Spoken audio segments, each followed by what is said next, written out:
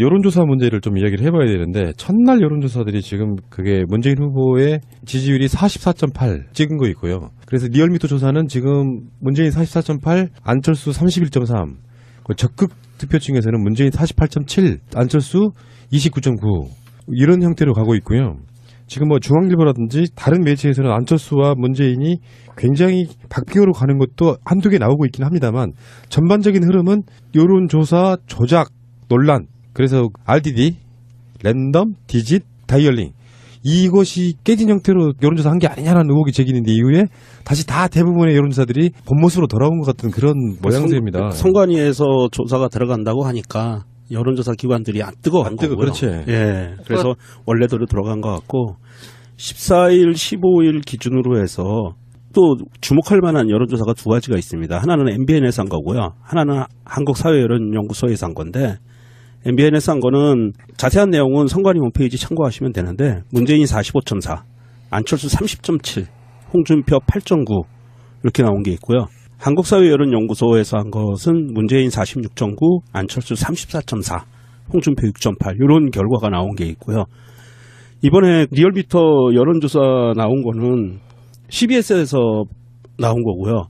기존의 MBN과 다른 방송사 두 군데서 리얼미터의 여론조사 의뢰했었는데 국민의당에서 고발을 했어요. 여론 조작이다라고 하면서 그러면서 언론사가 리얼미터에 의뢰하던 것을 끊어버렸습니다. 그래서 리얼미터가 공중에 뜨게 생겼었는데 CBS에서 같이 손을 잡은 거고요. 그 자세한 내용은 그 리얼미터에서 여론조사를 하는데 안철수는 토론회에서 나와서도 항상 그 문재인이나 민주당과 손잡는 일은 없을 거다. 이런 것을 굉장히 강력하게 주장을 하고 있어서 리얼미터에서 여론조사를 하는데 양자 대결해서 자유당 이런 당들하고 문재인의 민주당을 뺀 나머지 당과 연합해서 공동 후보를 해서 단일 후보를 냈을 때 누구를 찍겠느냐라고 여론조사 문항을 넣었었어요. 그랬더니 박지원이 여기서 그거에서 열이 받아가지고 고발을 한 거예요. 피해가 더 간다고 생각을 했나 보죠. 속마음은 그걸 텐데 안철수를 바른정당이나 자유한국당 단일 후보로 내려고 하면은 본진의 표가 빠지거든요. 그렇죠. 그런 것 때문에 좀 그런 것 같고. 자, 어쨌건 간에 이거 한번 이야기 한번 해보고 싶어요. 일단 흐름상으로 보면은 대선 토론을 하고 나서 바로 한 여론조사에 나온 결과들이 대부분 안철수와 문재인의 격차를 벌리는 그런 추세거든요. 저번에 우리가 그런 방송 나간 적 있죠. 북풍이 불면 문재인에게 유리해진다. 인수위도 없고 아무것도 없어. 국정 운영해본 사람은 딱 한 명이고요. 그 한 명인 사람이 북한도 상대를 해봤어요. 북풍이 불면 문재인에게 유리할 수밖에 없는. 그래서 질문이 이런 거예요. 외교 안보 이슈가 시급한 상황에서 국정 운영을 가장 잘할 후보는 누구입니까라고 물어요. 문재인 후보가 선두가 될 수밖에 없고요. 전반적으로 그렇게 지금 현재 여론조사 나타나는 거 보면 안철수를 지지하려고 했던 사람들이 언론에 의해서 여론조사 기관에서 좀 부풀려진 측면도 있고 대선 토론을 보고 나서 또는 사실 안철수는 사실상 첫 검증 받고 있는 거잖아요. 네. 유력 후보다 보니까. 첫 검증이죠. 그러니까 막 부인 뭐 의혹이라든지 이런 것들이 계속 수면으로 떠오르면서 부인 문제는 제가 보다 굉장히 심각하더만요. 그게 예. 그런 것들이 검증이 되면서 지지율이 확 빠진 측면이 저는 있다고 봐요. 그런 것들이 있다고 보고 그렇지만 여전히 기존에 이제 선거를 좀 이겨보려고 하시는 보수층에 계시는 분들은 전략적으로 안철수를 택하는 그런 표의 흐름은 일정 정도 있다고 봐야 되는데 그러면 지금 안철수 지지율이 빠진 만큼 누구에 간 게 아니라 다시 유보층으로 돌아갔다라고 저는 보거든요. 한 5%에서 한 10% 정도 사이에 그 유보층들이 나중에 누구를 택할 것인지가 결론적으로 말해서 이것은 홍준표에 달려있다. 홍준표가 얼만큼 신상을 하든 뭘 하든 상관없이 그냥 얼만큼 파이팅 있게 하느냐에 따라서 그 표가 홍준표가 가져갈 가능성이 좀 높다고 봐요. 그러니까 지금 이제 새날에서도 예상했던 것처럼 이제 조정 국면이 있을 것이다라고 해서 이 정도 지금 조정이 나온 거죠. 그러니까 오차범위 밖으로 그러니까 양 후보 간에 이제 격차가 벌어진 건데 그러니까 여기까지 이제 우리가 예상을 한 건데 저는 지금 한 3주 정도 남은 상태에서의 최대 큰 변수라고 하면. 홍준표가 이제 어느 방향으로 어떻게 자충우돌을 할 것이냐, 이제 이게 가장 눈여겨볼 대목이라고 생각이 들어요. 그러니까 뭐냐면 뭐 도대체 홍준표의 욕망이 뭐냐, 이제 이거를 우리가 이제 봐야 될 텐데 사실 홍준표는 우리가 이제 알다시피 그 사람이 뭐 대통령 하려고 지금 여기 선거에 나온 건 아니고 그 이후에 당권을 자기네 당 안에서 얼마나 잡을 수 있느냐, 입지를 탄탄히 굳히느냐, 뭐 이게 문제인 거잖아요. 근데 여기에는 이제 여러 가지 변수가 들어 있는 거죠.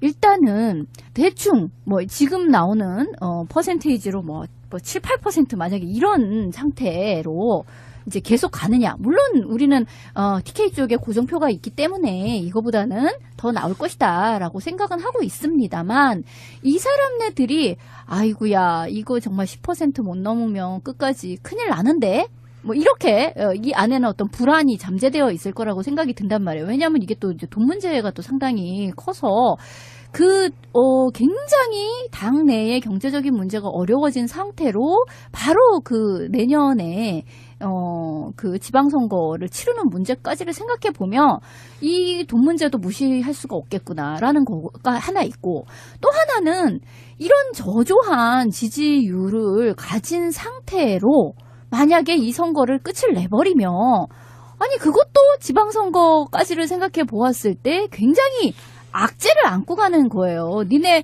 마지막까지 갔는데 뭐 8%야 만약에 이제 그걸로 만약에 끝이 난다라고 하면 그거 가지고 지방선거 치러내는 것도 이 사람들한테 큰 부담이 된단 말이에요. 근데 이런 와중에 홍준표가 둘 중에 한쪽으로는 방향을 틀어야 되는 거예요. 안 돼가스.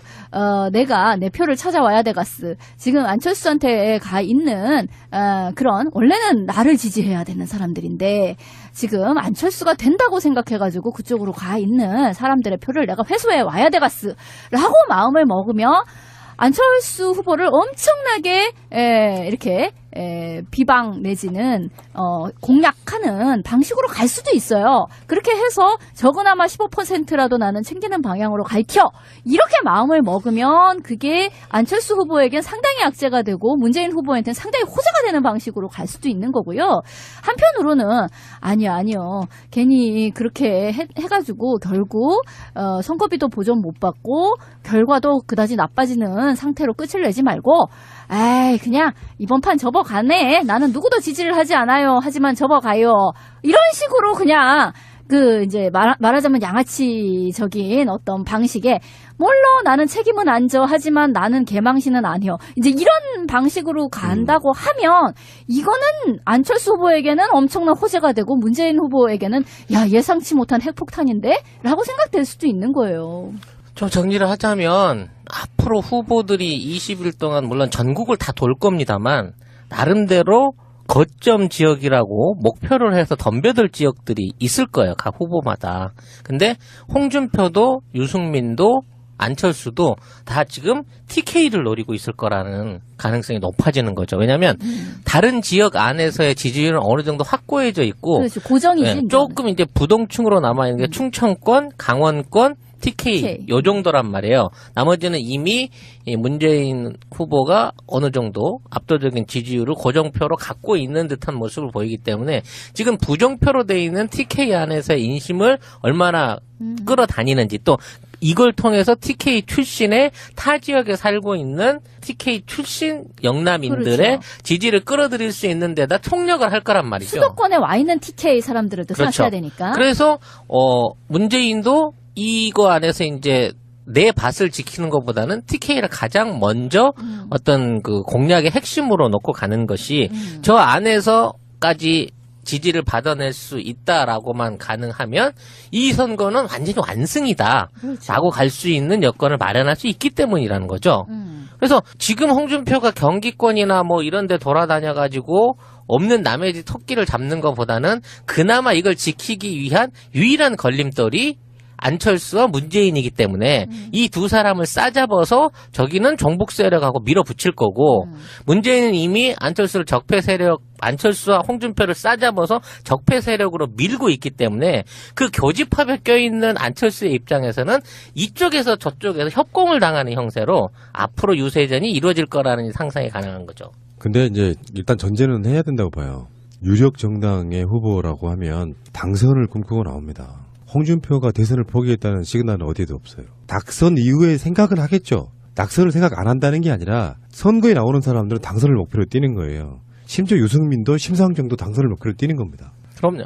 근데 낙선 이후에 뭘 어떻게 할 것인지 계산을 더 많이 하지. 떨어질 가능성이 높은 사람들은. 그래서 저는 홍준표가 낙선할 걸 예상하고 나오지는 않았고 아까 말한 것처럼 떨어진 이후에 당권을 섭취해야 되겠다. 이런 식의 생각을 더 많이 하겠지만 당선 가능성은 언제든지 있는 것이라고 보고 그러니까 보궐선거가 저는 결정적이었다고 봐요. 홍준표에게 생각을. 우리의 차이는 굉장히 많이 있다. 그렇죠. 걱정할 거 없다. 그 보궐선거를 보고 안철수가 화들짝 놀랬다고 보고 여기에서 문재인 후보는 굉장히 흐뭇한 미소를 지었을 가능성이 있어요. 제 생각은 그래요. 안철수가 실제로 지금 지지율이 빠지고 있잖아요. 중앙일보 같은 데서 나온 여론조사는 사실상 거의 동등하게도 나오는 여론조사가 한두 개 있기는 해. 근데 전반적인 추세는 지금 제대로 된 유선과 무선 비율하고요. 뭐 응답률이라든지 등등의 여러 가지 것들을 봤을 때 정상적인 여론조사로는 사실상 문재인과 안철수는 10% 정도는 차이가 나는 걸로 나와요. 평균적으로 봤을 때. 근데 그 상태에서 샤이 홍준표가 존재하고 안철수가 이렇게 빠지는 상태에서는 그걸 서로 간에 서로 표 잡아먹기 싸움을 하고 가느라고 아마 정신 못 차리다가 선거전 끝날 거라고 봐요. 그리고 이제 여론조사 공표 한 5일 전부터 금지 5일 전부터는 이제 계속해서 그런 식의 마타도를 하겠죠. 각자 서로 자기가 이겼다. 그렇죠. 골든 크로스를 넘었다. 이제 이런 얘기를 근데 했지. 모든 국민이 한 스피커를 통해서만 정보를 획득하고 있지 않기 때문에 어느 쪽에 선동이 더 먹히느냐인데요. 그래서 한쪽으로 쏠리는 건 사실 불가능하다는 겁니다. 현상적으로 박지원이 자꾸 부각되면은 국민의당은 전라도당인데 TK에서 안철수에게 표 주기가 어렵다는 것이고요. 정반대로 어차피 홍준표에게 전라도 표가 가지는 않겠지만 다른 한편으로 보면 그 사이에 자기들끼리 그러고 있는 사이에 문재인은 확실하게 PK를 지금 손에 쥐고 있는 모양새예요.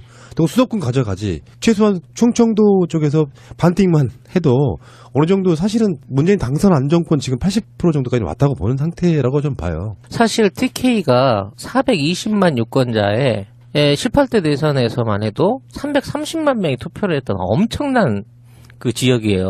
호남 전체를 합친 것보다 많거든. 이렇게 보시면 돼요. 대략은 서울 1000만, 인천, 경기 1000만, 그리고 영남 1000만, 나머지 전라, 충청, 강원, 제주 1000만 이런 식으로 4000만 정도가 유권자로 나온다고 보시면 돼요. 근데 TK권 안에는 그 이미 김부겸이라고 하는 오랫동안 민주당에서 그 역할을 담당해왔던 지역 인사가 있고요.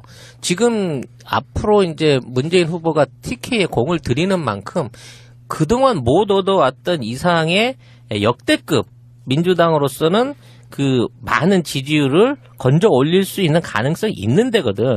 그동안 제일 많이 했었을 때가 노무현 후보가 18%, 약 18.6% 정도 얻었을 때가 가장 높은 획득률이었는데 이번에 그거를 좀 뛰어넘어서 한 30%까지만 득표를 해준다고 치면 전체적으로 따져서 55% 내지 60% 득표도 가능하지 않느냐라는 게 충분히 나올 수 있는 계산이 있기 때문에 저는 문 후보의 TK 지역 적극적인 어떤 선거 유세는 필요하고 전략적으로 괜찮은 선택이다라고 생각을 하고 있어요. 대구 경북 지역의 지난 18대 대선 박근혜와 붙었을 때 18대 대선 득표율을 보면 대구 지역에서 19.5%, 경북 지역에서 18.6%를 얻어서 문재인 당시 18대 후보가 평균 약 19% 정도를 얻었어요.